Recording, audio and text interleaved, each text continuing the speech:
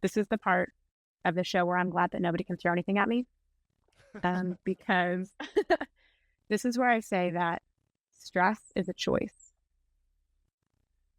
Okay. And you kind of mentioned something about like stress and fear. Like you kind of pulled on this a few minutes ago in our conversation. Stress is absolutely a choice. So if you're listening to this podcast, there's a really good chance that you're a high achiever, which means you're a person who pushes yourself to accomplish big things, right? The problem is with high achievement comes burnout. And some people I meet talk about creating balance in your life. Some people say there's no such thing. My guest today, Laura Gallaher, CEO, speaker, and leadership coach, is going to get to the root of this problem and help us understand, is there a way for high achievers to not burn out, but also not settle for less? Well, welcome to the show, Laura. Thank you for having me, Lee. So, let's just do like a 1-minute background on who's Laura. Sounds great. So I am somebody who is passionate about inspiring introspection. It was a major game changer for me in my life, both personally and professionally. And so the way that I tend to apply that, my background is organizational psychology. I just fell in love with psychology from my first, Psych 101 textbook in college. I just found it so fascinating and I could apply it to my life right away. And so I had the fortune to start out my career working for NASA, which was incredible. We may talk about that a little bit, but I was working on culture change with them following the Columbia accident that happened in 2003.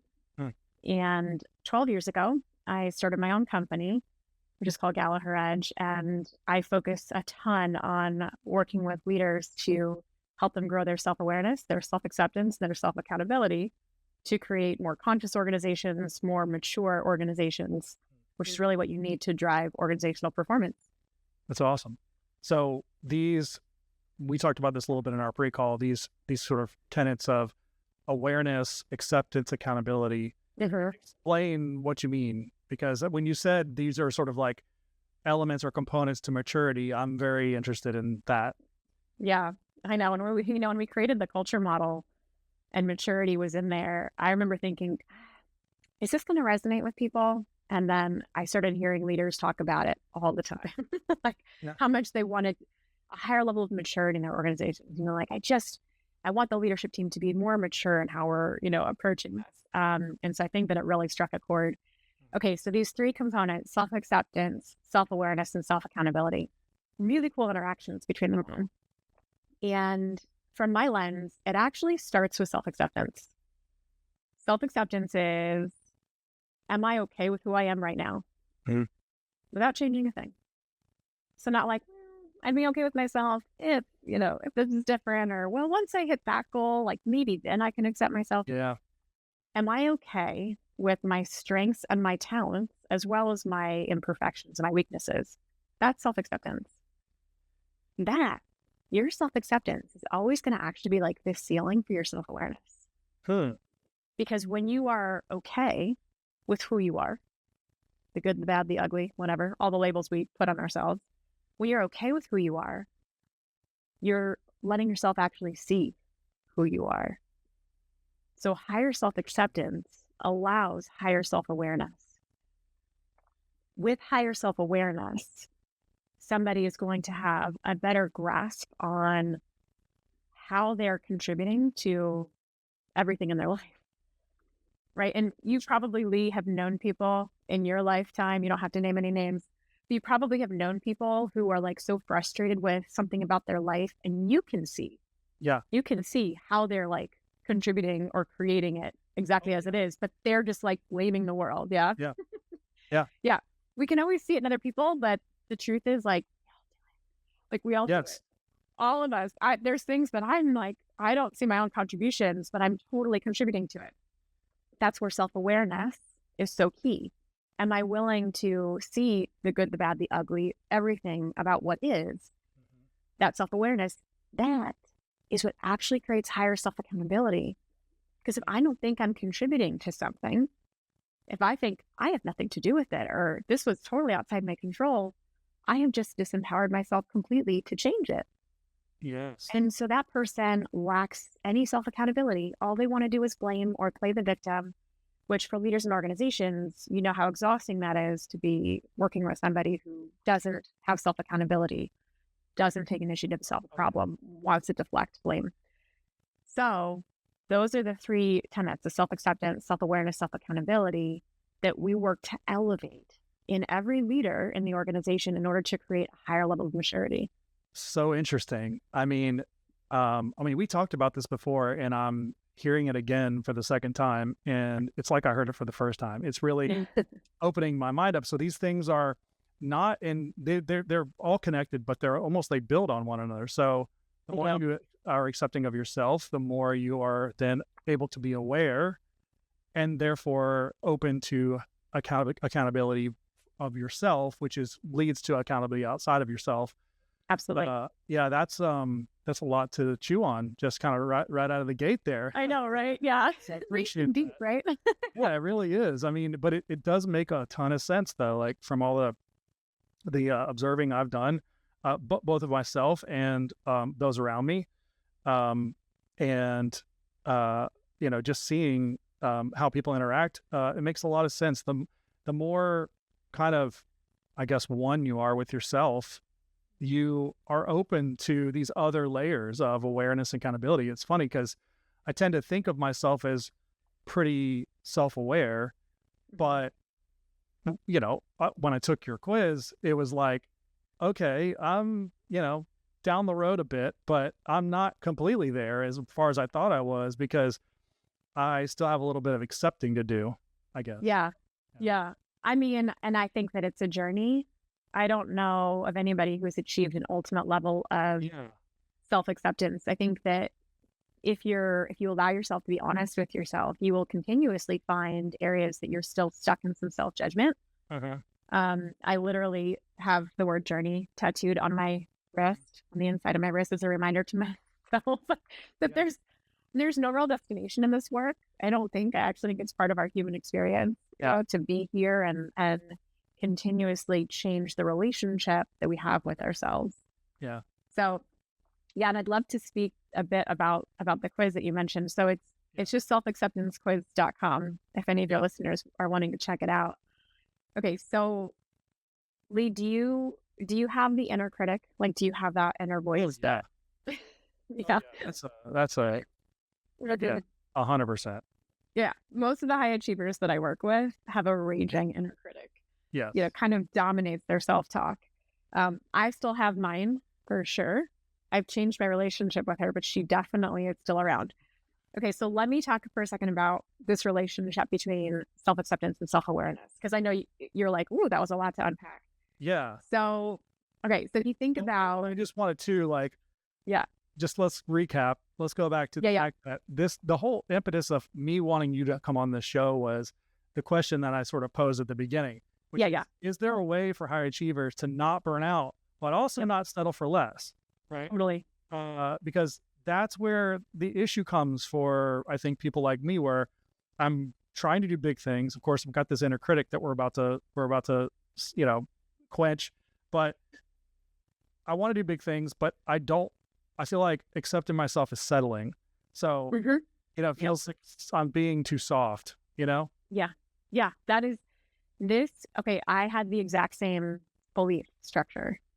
I felt like, as a high achiever, which, by the way, I have to just comment, you probably have people listening who are freaking high achievers and are unwilling to identify themselves as such because they just keep, right? So sometimes I'll go, do you have other people in your life who would say that you're a high achiever? Like, sometimes I frame the question like that because my high achieving clients are like, well, I don't know if I'm a high achiever. And I'm like, okay. That's all this is. That critic again. It's such a mental backflip, because I could easily answer all those questions and tag myself out as not a high achiever, because you'd say, well, yeah, I got people in my life, but they're all not high achievers. So what am I going to compare it against them? Like, I could easily turn this into... You could totally, just play an avoidance game. Totally. So yes, there is absolutely a way for high achieving people or driven self-starters, however you might identify, to you can unchoose stress without unchoosing the life that you want to have. It's not, magical. doesn't it? Yeah. Yeah. I will not go into the cruel optimism thing and be like, it's easy. It's just 1, 2, 3. I'm not going to pretend that it's easy, but it's worth it. Okay. It is worth it. That's appealing. Yeah. So, okay. So the inner critic. So if you imagine, Lee, for a moment that somebody came to speak with you, somebody like maybe on your team, somebody you work with, could be a family member, and they let you know about like a mistake they made or, some kind of flaw or some shortcoming. Mhm. And picture yourself talking to them the way your inner critic talks to you.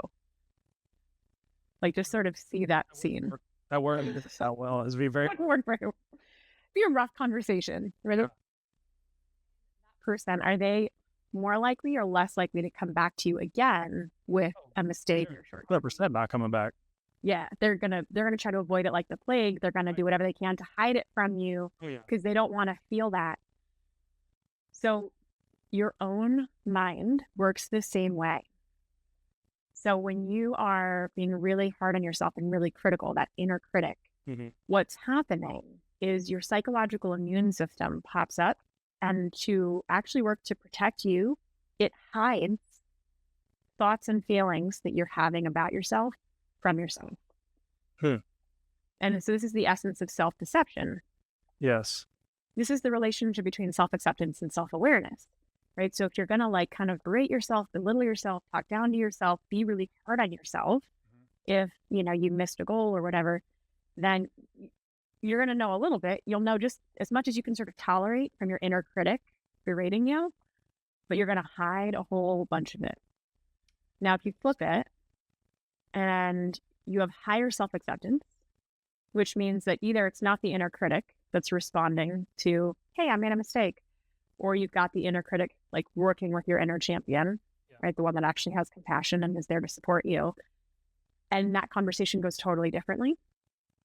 Then they're actually going to tell you even more. They're going to be like, oh, and also, by the way, here's this information too that you might want to know. Yeah. And so the more we have high self-acceptance, the more you actually know your own full experience, which is self-awareness. Yeah. That's crazy. It's like what I'm taking from this is like going back to your first question, like how would I respond to someone who brings something to me? And I think generally pretty kind. I might be, I might have questions and say, let's get to a solution kind of thing. And let's all move ahead. This conversation needs to have us all be building and moving ahead. But generally a lot of kindness. And so I take that and apply it to myself, and it's just even weird to think what that conversation would look like. But if I were kind to myself, immediately there's a lot of things that come that just pop up of like, essentially I'm settling. Like how else to say it? Like, it's almost like this defense mechanism that's saying, well, yeah, you could be kind to other people, but you need a harsher critic. You need someone to hold you accountable to what's really the goal, what's really, the ideal that you're not meeting. Yeah. And so I love this so much, Lee. So when somebody comes to you with that and you do respond with kindness and that ask for accountability and okay, let's grow and learn from this. Does that work well? Yes. I would imagine so. Yeah. Yeah. Right. And so you're so willing to do that for other people. You don't feel like you have to be harsh with them, right? Beat them up like the inner critic beats you up in order for you to still say, let's grow from this. Let's learn from this and let's do better next time. So this is so common. Yeah. People are willing to do this for other people and not for themselves. And this highlights exactly what the self-acceptance quiz is all about, because so many people, and I was absolutely one of them, I believed that if I accept myself, then I'm going to stop growing. I'll just settle. I'll become complacent. That's what I thought it meant. But, okay, but self-acceptance and self-improvement are not opposites. They're not opposite ends of a continuum. The opposite of self-acceptance isn't self-improvement. The opposite of self-acceptance is self-judgment. Okay. Yeah, and self-improvement is a totally different dimension. So this is called paradox theory. There's actually several elements of paradox theory. We bring it into our work a lot, where it's like two things that appear to almost be in conflict, but upon closer inspection, you see that they coexist. And so the self-acceptance quiz, which again, that's selfacceptancequiz.com, this is the coexistence of self-acceptance and self-improvement. In other words, you and your listeners, again, I have high confidence that all of the people listening to your show, Lee, are high on self-improvement. That's why they're listening. Yes. Right. And it's part of why you do it. Like they want to grow, they want to learn, they want to, like, they're all going to be high on self-improvement. Of what we're doing. Yeah. Oh, it's called exploring growth. Like we're trying to improve. Yes, exactly. We don't want to go backwards. We don't want to stay the same. We want to grow and improve. Yeah. And keep moving that bar up and keep setting the next big goal and keep having dreams. So I know that all of your listeners are going to be high on self-improvement. The question is, are they focusing on self-improvement through a self-judging lens or a self-accepting lens? And so that's what the quiz is designed to do. And it's like, it's extremely simple, right? Oh, yeah. It's just a free quiz. It's like 3 to 5 minutes. Yeah. Very, very short. So, psychometrically, yes, there's a lot more to it. Like I'm enough of a psychology geek that I acknowledge, like, it's not a deep psychological instrument. Sure. It's a moment in time to help you see where you are. Right. But it's just a little snapshot. Yes, it's a snapshot. It's a moment in time. And you got your report, you get the results right away, and then you'll get some coaching emails to follow up to say, hey, here's maybe how you've come to be where you are. And if you're wanting to move more into that high self-acceptance and high self-improvement quadrant, here are some things that you can start to do to cultivate that. Yes. And I don't want to give away all the answers here, like the matrix here, but I'll. Oh, no, you're welcome to talk about it. Quadrant that I ended up with, pushing but pressured. So it shows high self-improvement, but lower self-acceptance. And the goal here now is to obviously continue with self-improvement, but improve that acceptance side, so I can move into more of a natural flow state, like where it says flowing and growing, like flowing and growing. Yes. Myself is what I see, right? Yeah. Yeah, that's the goal, right? That is the goal that I have for myself. It's the goal that I have for all the clients that I work with, who I would say they're all high achievers, whether they self-identify that way or not. Yeah, right. Yeah, and so the research on self-acceptance and its relationship to self-improvement is actually pretty clear. The fear that high achievers have, that high self-acceptance means that they won't grow or that's going to slow them down, that is not supported by the research at all. In fact, research shows that when people have a higher level of self-acceptance, they actually improve faster and they're more oriented towards that self-improvement than people who have lower self-acceptance. And I have this really simple story. It's actually in our book too, like really simple to kind of drive the point home. Can I share it? Yeah, Okay. Please do. All right, so picture 2 kids at the batting cages. And there's this one child, and we're going to call him Joey. And let's just say he's lower on the self-acceptance spectrum. The pitch comes, he swings, and he misses. His emotional reaction to missing is rough. Like, you can kind of start to picture this child, like, almost tantruming, right? Like, his face starts to get red. You can see his, like, white knuckling the bat. He's like, he's frustrated. His coach is there trying to give him feedback so he can improve. Yeah. Trying to help him. He's trying to get his attention. Hey, bud, and the kid is just like he's beating up on himself so hard. In fact, so much so that by the time the next pitch comes, like he has not even pulled himself together yet. Yeah. Right. And the next pitch always comes. Life is always going to keep throwing you pitches. So that's kid 1. In contrast, think of child 2, and I'll call him Jamal. And let's say he has higher self-acceptance. Okay. Pitch comes, swings, he misses. Okay. But he doesn't have the same big emotional reaction. In fact, he just looks straight at the coach for, help, guidance, improvement. Yeah. And the coach says, hey, buddy, no worries. Just choke up on the bat a little bit and watch the ball. Don't be afraid to actually turn your head and watch it make contact with the bat. Jamal goes, okay. Chokes up, and then nails the next one. Yeah. Right. And so like we can kind of like picture these two kids and how the higher self-acceptance child is actually able to jump straight to self-improvement that much faster. There's this entire emotional hurdle that they don't have to deal with when they're not beating themselves up. This is hitting so close to home. There's Yeah. a lot of people listening. It's Yeah. such a challenge to not put myself in the mix, right? Like to not Mhm. just pick myself up and put myself in front of myself and create a roadblock to that next, it could be that next natural step. That's such a simple thing to do. It's not some big thing that has to happen, or it could Yeah. be some big thing. And I feel like that's what I continue to do. I would continue to put myself in as the bottleneck in front of Mhm. myself. And it's making a lot of sense about why. Mhm. Yeah. Yeah. And,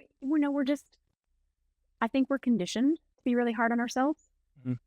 I think societally. And then, of course, we all have our own experiences with, whoever raised us. We were all raised by imperfect humans. That's right. And we all personalized stuff that was not ours to own when we were kids. That just sits with us.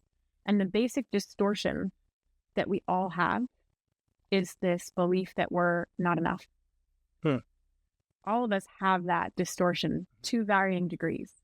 Higher self-acceptance helps you see, I am enough just as I am.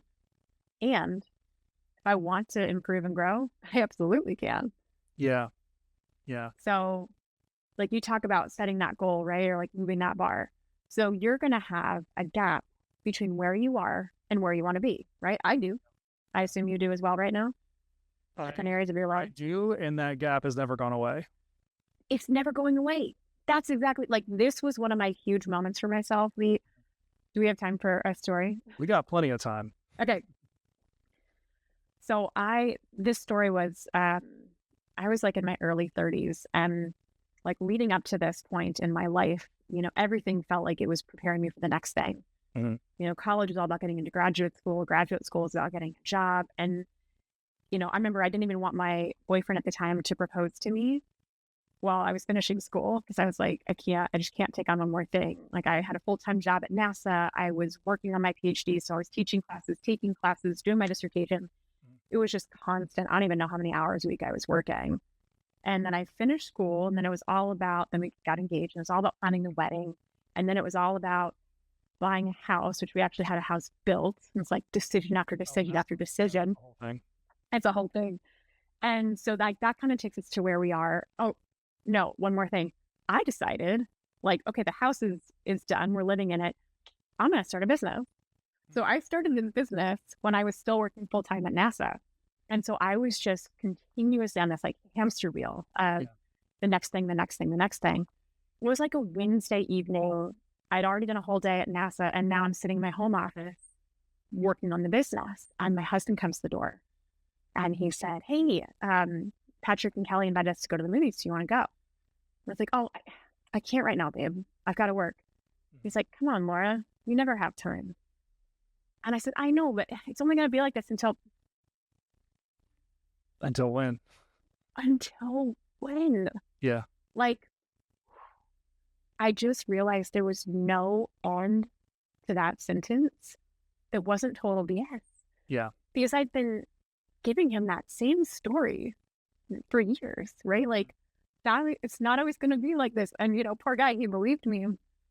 And so it's just this moment of like, if you think you're not enough now, you never will be. Right. Because there's always going to be that next thing that you're going for. Yeah, for sure. And I think that resonates again across the board, because it's always like that. I mean, we, for whatever reason, we're wired to achieve great things in our minds. Yeah. It's funny, those things are just in our minds. And, some people would love to achieve those same things that don't have the ability to. And so then in effect, it makes it reality. Some people achieve so much more. And so in effect, it makes it not as good in reality. But reality is relevant to the person in their context of their life. Yeah. And so I think there's a quote about, stress or fear being mostly in the mind. I don't know who said it. Oh yeah. But that is so true for me. I know personally, because it's the stuff that I can make up in my mind that doesn't really exist in reality. Yeah. And then I take all of that non-reality and beat myself up with it, Yeah. and create that gap, make the gap bigger. Yeah. And, talking about the gap, like I'm looking at some like further down on this quiz results, talking about how I nearly tend to always move on to the next thing once something is accomplished, like a milestone. Or what's so funny is like, I just right there, I almost said goal, but then I said milestone, because milestone is not the goal. The goal is the goal, right? So I achieved a milestone, but everybody achieves milestones. Yeah. You're so quick to diminish it. It's like, but not everybody achieves goals, and that's what I'm going to do one day, right? So it's like, even in the language, it's like I take these things and turn them into different things in my mind. But to this point of not celebrating, it's true. Like, yeah, I would feel bad. I feel bad celebrating. I feel like I'm needed somewhere, right? Like, why am I here celebrating? I should be like doing something productive. You know what I mean? I know. Oh my God, I had the exact same thing. I just posted a super short story on LinkedIn about this earlier this week, about my friend Lisa that I worked with when I was at NASA, and she was always encouraging me to celebrate things. And I was kind of a bee about it, because I was just like, what is there to celebrate? Like, I was so snotty about my own stuff. She wanted me to feel good about my own accomplishments. And I had such a similar perspective, that I hear from you, of like, but do you see all these goals ahead of me? Like, do you see how much work there is to do? Did you see all the mistakes and flaws and how that thing even happened? Like, I was so hard on myself, and it was brutal. Celebrating, there's a lot of research actually about the positive effects of celebrating. It changes your brain chemistry, and it actually makes you more receptive to learning. It increases your resilience.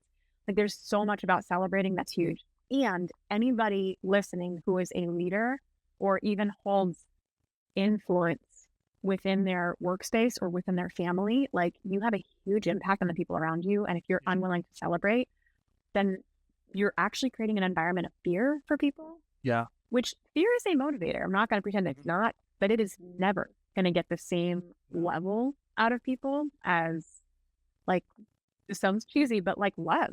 Moving toward what you want, not moving away from the fear of not being enough, but moving toward the goal, moving toward the impact you want to have.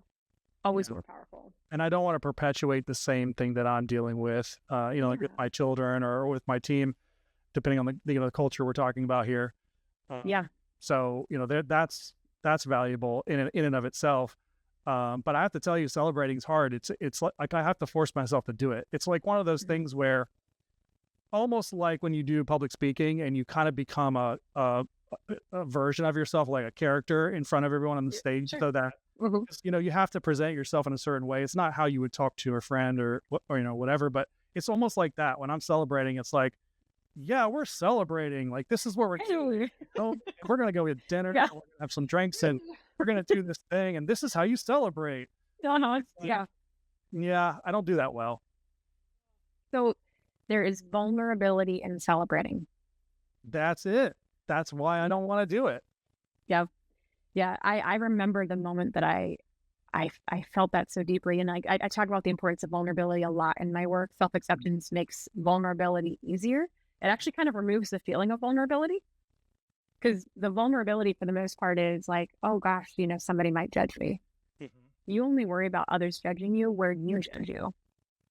If I'm not judging myself, I'm accepting myself, then I'm not so afraid of other people judging me. What it sounds like is you're saying, in order to accept yourself, you have to be vulnerable with yourself. Yes. And that is scary. Because I'm giving up control, essentially. This mechanism of control that I've created in my mind. It's not real, but it's happening. I'm giving up that control, and what that might lead to that I can't control is the fear. Yeah. I never know what that is. It's probably just the fear of the unknown. Fear of the unknown. Yeah. So my question for you then would be, whatever that unknown might bring you, whatever that fear is, worst case scenario plays out. Mm-hmm. If that happened, could you cope with it? I would have to think about what the worst case scenario would be, Uh-huh. you know? Is there any situation that you think you couldn't cope with? No, I don't think so. Because there's not, like I was going to say a Right. minute ago, like there's not something that I'm fearing to be found out about, you know, like, or some kind of surprise or something I'm hiding or none of that. Yeah. I, for the most part of my life, you know, I like to keep my life private for my family, but with my friends and even family, like my kids, everything's pretty transparent. So it's not like that. So I don't know what it is that I would, you know, it's more of like just the judgment of, Yeah. it's almost like breaking up with that person, that judger. Like that's the fear, is like, what does life look like not judging myself? And the fear of what life would be, it's like out of control. That's what it feels like. That's The fear is that it would be out of control. Yeah. Yeah. Thank you for bringing that up. So, I mean, it's so good, right? Like that. This is because I think that She's like, let me just dive into that. like I get excited about all of it because it's all stuff that I have worked to reckon with, and I still work to reckon with. Yeah. I have a high preference for control, personally. So I feel you. I feel you on this big time. One of the things that helped me the most was the recognition that I can always go back to doing things how I used to do them. Yeah. So if I choose to release something or experiment, I'm going to step into this space over here and see what it's all about. I can decide, not for me, and I can step back. Yeah. And because everything's impermanent, right? Everything's temporary. Yeah. And so that was like I was like, You're giving yourself permission yes, to do it, which is huge. And you're giving yourself permission to come back if you don't like it. And the idea of, can I cope with it? This is one of my favorite questions to reduce my fear. Have you heard, Lee, that when you make decisions rooted in fear, you manifest the very thing you're afraid of? Yes, I've heard some version of that. I think I've lived it too. Same. Same. And so making decisions from a place of fear, I don't ever recommend it.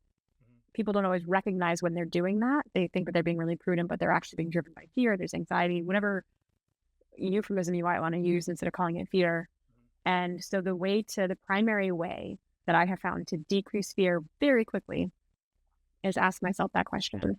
If the worst were to happen, whatever I fear that is, that I'm making up in my head, could I cope with it? Not would I be happy and jump up and down celebrating if it happened, but could I cope with it? And I always say yes to that. Okay. I have coped with every single thing in my life that I've ever been through. So have you. And I know that because here you are. Right. So I don't think there's anything that life can throw at us that we can't cope with, which just drops the fear. It returns the power. You know, fear can be so disempowering, but we call it copeability. Can I cope? That belief that I can cope with something. Okay, well then I don't have to fear it. Yeah, I can take this step forward. This is interesting because it's like the difference between staying in control of your life, control kind of in air quotes, this idea of control that I have, versus actually accepting myself and seeing myself for who I am so that I can improve actually and actually have more control, more control, right?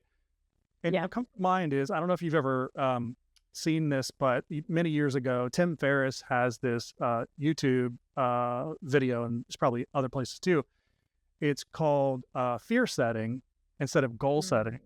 You should look it up if you haven't seen it, because you would love it. Okay. I watch it probably like once a year or every couple of years. Like it'll come across my path because of conversation like this. And it's probably an 8-minute video on YouTube. And it's sort of, hopefully I can wrap all this back together. It's like, he's basically taking the fear out of doing something that you would normally have fear. So you set a goal, and then there's this unknown, a lot of things come into play, and you don't end up hitting your goal. And so instead of going down that path, sometimes you won't go down the path because there's a big fear. So what he Mhm. says is, let's switch that around and set fears. So you look at your fears first and you map it out practically, like kind of not logistically, but like pragmatically. And Mhm. you come to the answer of what you were just sort of saying psychologically. You come to this answer of, okay, if I travel this place, what are my fears? Well, my fears is that I'm not going to sleep well. I'm going to, meet a stranger that's going to, have malicious things. It could happen to me. And you go through these fears in your head. Well, if you start to name the fears and you start to sort of map them out, you could say, okay, well, how can I prepare for this? And how can I, get myself in a situation? Then once you get to the point of saying, okay, what if it actually does happen? And I'm very much paraphrasing his thing. Mhm. Then what am I going to do? And so Yes. what's interesting about that, I really love it because it allows someone like me who likes to be in control in this sort of non-reality control to take a mechanism that's in reality and apply it to my non-reality of control. Mhm. Mhm. And it makes me put my hands around the fear. So now all I've done is I've incorporated a reality form of control into my non-reality. Yeah. All these years I've been watching that and thinking like, this is so great. This is so good. I'm now thinking that there's a whole new unlock here because all that's doing is it's doing a good thing because it's sort of allowing me in my mind to work it out. And I'm able to now achieve more, right? Like do more Yeah. and be unlocked to do more. And that's great. But I'm not really going to the lengths that I probably could go personally because I haven't gone to this deeper layer of acceptance, which unlocks so many other. It's almost like a prism that it unlocks versus just the layer of planning. Mhm. Yeah, So absolutely true. this is like blowing my mind. That's awesome. And that's cool. I'm going to check that out. Yeah. What you described with the fear setting video sounds a lot like a more detailed way to go through that process of asking yourself, could I cope? Mm-hmm. Like, what would I, well, then what would I do? Yep. Well, then what would I do? Yep. And, if ever somebody says like, no, I don't think I could cope, like, you probably can because you Yep. totally coped with everything. Right. But okay. What could you do to increase your confidence that you could cope? Like that's our follow-up question. If anybody says no, and it feels very similar to what you're describing with that fear setting. Mm-hmm. So I think that that is useful. And yeah, self-acceptance is like that one level down that is just so much deeper. And I want to make sure that I tie this back into the question about like burnout, because I know we Yeah. started there Yeah. Let's do it. and I haven't made the connection as solidly as I could. Okay. This is the part of the show where I'm glad that nobody can throw anything at me. Because this is where I say that stress is a choice. Okay. And you kind of mentioned something about like stress and fear. Like you kind of pulled on this a few minutes ago in our conversation. Stress is absolutely a choice. You can look at this statement on so many levels. The one level people might think about is, okay, sure, I am choosing to set high goals for myself. I am choosing to try to have it all. I am choosing to wear multiple roles. I'm choosing, right? Like the surface choices of like literally what are you choosing in your life that are these, creating these quote stressors. But the reality is there is no such thing as an inherent stressor. There's nothing, there's no event that you could describe where every human being on the planet would say, yes, that would stress me out. But what about Literally impossible. well, you're talking about inherent, not like an external threat. Well, so every stressor, like we like to label stressors as these external things. Yeah. Right. Like, oh, my job is a stressor. Kids are a stressor. Mm-hmm. Workload is a stressor. Bad weather is a stress. Like we look at the stressors instead of really focusing on the true source of stress. Mm-hmm. So there's no inherent stressor. Does that make sense? Yeah. We say the true source of stress, meaning us and our minds. Yeah. Because, and this statement goes beyond just stress. You are never responding to the world around you, ever. You are only ever responding to the meaning you are putting on what's happening. I believe that. And this is always true. Yeah. One of my favorite, when I'm doing my talks, and I'm with a bigger audience, I love to ask the question of, when you all see a red traffic light, what meaning do you put on that? what meaning would you put on it? Yeah, to stop, To stop. And when you see a yellow light, what meaning do you put on it? to slow down or speed up, depending on where. Yes. And I always get like half and half, and it's hilarious, and it makes my point so well. So yes, we put meaning on what a red stoplight means, and yellow, it's so funny. Like people are like, slow down, speed up. And so just to drive that point home, you're always responding, you're not responding to the world around you. Yeah. You're only responding to the meaning you're putting on what's happening. So these stressors that are external to you, that's not the stress. The stress is the meaning that you're putting on what's happening. And it goes even one level deeper than that. So people often feel stressed because they have too much to do, right? Oh, my workload is too big. I'm stressed out. So what is the meaning that you're putting on it? If you have too much to do, there's a lot on your plate.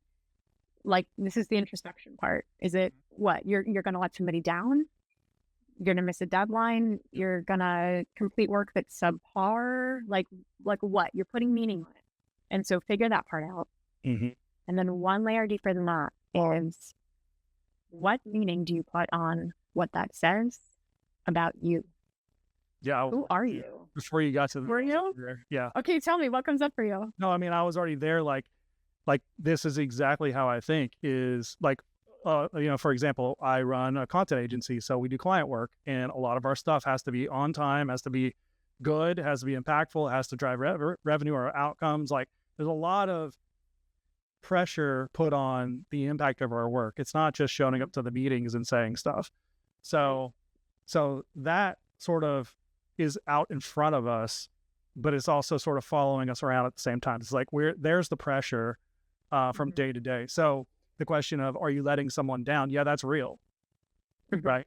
That's real. Yeah, so that then, might be the meaning that you're making. Then what does that, what was the question? What does that say about me? Or what do I think? Yeah. Yeah. Yeah, because that's one more layer of meaning that you're putting on it. And I always love to that's the ask layer. this question with like a little bit of sass too. It's like, well, who are you if you let somebody down? What kind of person does that? Yes. That is right. Oh, there's no moot tone. It's that. It starts as that. Yeah. And so like this is a question, for you and for your listeners to actually ask yourself, what is the story you're telling yourself about who you are fundamentally, like your self-concept or your identity? What are you thinking is true about you if you would dare let somebody down? Like it's when it hits you on a self-concept level, that is the source of stress. Yeah, because underneath all of that is what's driving the stress. It's what's driving it's what also is driving the high self-improvement, because it's almost like, if I can improve myself more today, I'll outpace the stress or whatever's trailing. Oh yeah. This pressure. Yeah. But it's almost like I just need to settle into it and recognize more of what I'm putting of myself on it. And then it's almost like I disconnect or detach from that actual stress, and I can continue to improve, and maybe even improve exponentially versus having this drag. Yes. That's just the way I think of it. Yeah, I think you're nailing it. I think that's exactly it. This is spot on, because, and I think a lot of people are the same that are listening. It's like we have companies with people we're paying. We have insurances. We have liabilities. We have debts. We have, revenue. We have families at home. We have kids about to go to college. And you just make the list, right? You're not going to make the list all at once, right? And all of these pressures we've chosen to put on our shoulders. But I think it comes down to that, whatever question that you're asking, it's about that next question of, what are you saying about yourself related to the question that gets to how you're orienting all of this in your mind. It's always about the meaning making. And this is why I say you can unchoose stress without unchoosing this life. Because yes, it's viable if you want to go down a path of like choosing to do less, that's fine. And for a lot of high achievers that I work with, they would actually probably feel stressed out at the idea of doing less because it challenges their own self-concept. It challenges how they want to see themselves. But it's the self-acceptance of who you are as an imperfect being that removes the true source of stress. But it doesn't take away the improvement. Yeah, I'm going to have to spend some time just marinating on this and trying to get this in my head. But before we go, I want to get your take on balance, because when we're zoomed in here on this conversation. When you start zooming out, you get back to the labels of the world, putting this, it's this way or it's that way. And that's kind of how I started this. It's like, some people say there's no such thing as balance. Some people say you need to try to achieve balance, which honestly, for a lot of people, is like, I'm trying to achieve balance here. That's just another weight on my shoulders of trying to, achieve. Mm-hmm. How do you think, how would you advise that people, like the people we're talking to here, think about all of this when they think about balance or no balance? I have kind of a goofy aversion to the word balance. Like, my team knows this about me so much, like, if somebody says the word balance, they all kind of look at me to be like, what's she going to say? Mm-hmm. And it doesn't mean that I think that balance is at all. I actually think that, like, on a universal level, balance is everything. Sure. But the reason I have an aversion to it is because I almost always hear it in a way that yada yada is over what's important.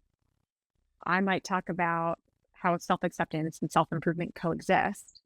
And people go, oh, yep, it's just a balance.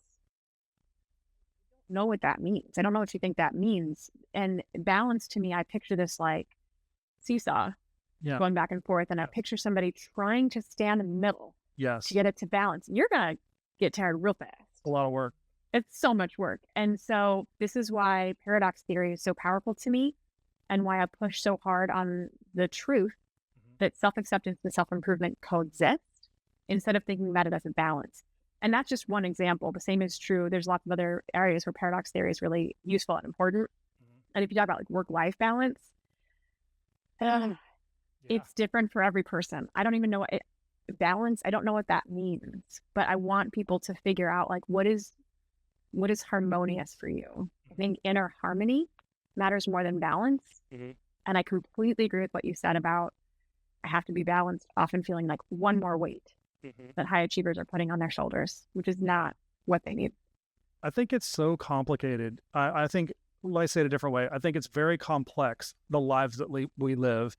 And for us to think that we could have true balance, like that's almost like perfection, like that's a possibility, is we've already started off on the wrong foot. And if you start to look at the complexities, you have seasons of your life, right? School, entry-level professional, starting a business, having a family, like getting older age, taking care of your parents. Like there's all these seasons of our life that we go through. They're not all the same. Then we're all makeup, all of our personalities are a mix, right? So not everybody's the same. I don't think there's one size fits all for this. I think that it is, I think honestly, if we get back to this question of self-acceptance, it starts to make a lot more sense, because if we can be vulnerable with ourselves, or then and that's the way I'm taking it, like we can be vulnerable with others, which shows that we have compassion for others. It shows that we have, empathy and grace on others, which is going to come back in those relationships being deeper and, better. But it naturally leads to these other things like awareness, because awareness matches right up. And the improvement's going to be there almost as a byproduct. So improvement doesn't need to be this manufactured thing that we're doing through books and podcasts and whatever. Please into the next episode, but keep listening to this show. Yeah, for sure. But yeah, this is amazing. This is so good. Yeah. I'd love to share my favorite quote. Please do. That really ties this home. This comes from Dr. Robert Holden. And he said, there is no amount of self-improvement that ever makes up for a lack of self-acceptance. I'm going to have to marinate on that one. This myth that I just need to improve in these ways and then I'll think I'm good enough to accept myself. It will never come. It will never come. So self-acceptance in its own dimension, it's not something you work on by just getting better at this thing and building more skills here. It's all about the relationship that you have with yourself. And just to drive this point home one more time, because high achievers, this is the biggest misconception, you will actually grow more from a place of self-acceptance than you ever will good place of self-judgment. Awesome. This is amazing. Such a great episode. Such a great conversation. Thank you. Thank you. Thank you. I appreciate all your openness. Yeah, I think that people listening are going to get so much value from it for years to come. So this is awesome. People want to find you. Where should we send them? So definitely selfacceptancequiz.com if people want to check it out. And then we're going to be connected via email. Please feel free to reply to that. I'm real human. I'm going to get your message and I'll respond to you. Yeah. Or on LinkedIn. I love to post on LinkedIn. Just tell me that you heard me here on the show, Exploring Growth, and I'll be happy to connect with you and answer any questions that come up. Yeah, and I will attest to the quiz was very eye-opening. It's different than like a personality test and these behavioral type tests. It gets a little bit deeper than that. It is a snapshot, so it's such a great conversation starter to get you thinking about where you stand. So I definitely recommended it. You end up getting back like 4 packed pages on a PDF of kind of the result of what you entered in. And so it's not overwhelming. It's like, it took like maybe 5-10 minutes for me to do the quiz. So yeah, so I definitely recommend it. Awesome. Thank you. Yeah. Thanks again. And we're definitely going to have you back at some point to dive into this stuff again. Cause this is, Okay. we're just scratching the surface here. Absolutely. I would love that.